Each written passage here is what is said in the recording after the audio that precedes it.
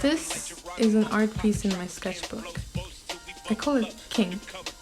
It's a piece I drew to honor one of my favorite artists, Jean-Michel Basqiuat.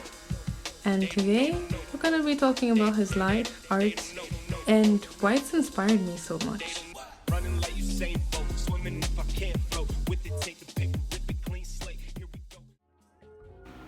Jean-Michel was born in 1960 to a Haitian father and a Puerto Rican mother, and he also had two sisters.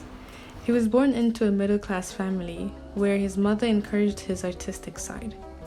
From a young age, he was seen as a radiant child, gifted and destined for greatness. He was well educated and could read and write by the age of 4. Yeah, it's pretty impressive. And he also had a sense of humor as described by his sisters.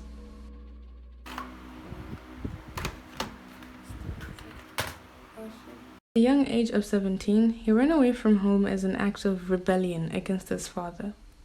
His father believed the only way to success was to be accepted as a blue-collar worker. Basquiat saw it differently. He's seen as a figure of rebellion and post-punk movement, and is part of why I'm inspired by him.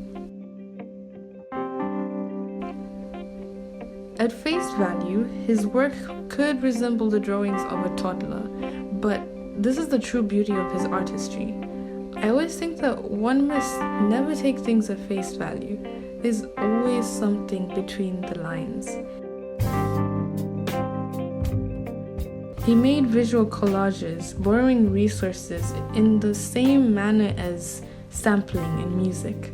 He used various resources to create visual imagery that would speak volumes on topics such as racism, representation, recognition, politics, and art in the current times. That is enough. Like, I love you, I've got you, if anything goes down, and that's the essence of the family.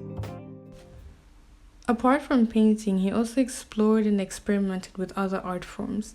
He was a runway model, traveler, art collector, DJ, musician, filmmaker, and a sort of graffiti artist, more of a poet. Him and his friend Aldiz would write thought-provoking statements or poems under the pseudonym Samo. And this was Basquiat's stepping stone to achieving the success and fame he desired as an artist. From here, Basquiat went nowhere but up, with his paintings receiving a lot of money and attention. The 1980s were a good time for him, with his rising fame and fortune. To me, the perfectionist, watching Basquiat use whatever he could as material was kind of hard to watch. I like order, but I think things should be done in a specific way. I fear experimentation and exploration. It is because I fear if I divert from the rules one little bit, it may come out wrong, and I fear that. But there is beauty in imperfection, as I've learned from Basquiat. Another lesson I took from him is indulging yourself in art in all its forms. During 1980s, he would be painting in the studio with music on one end of the room and a TV show playing in another end of the room. He got his ideas from various media sources, be it a book, a TV show, another artist, and of course, jazz. He drew inspiration from Picasso, Rauschenberg, African art, and his Haitian and Puerto Rican heritage. When you look at a Basquiat painting, there's a lot more going on than just doodles and scribbles.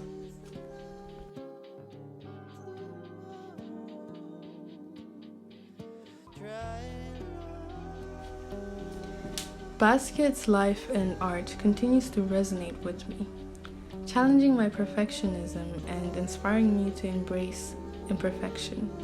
His fearless approach to creation, drawing inspiration from diverse sources, and his ability to communicate complex ideas through a unique visual language are lessons I carry with me. As I reflect on Basquiat's legacy, I'm reminded that art is not just about technical perfection, but about authenticity, passion, and the courage to express one's truth. His work encourages me to look beyond conventional boundaries, to find beauty in the unexpected, and to use my own experiences and heritage as a source of creativity.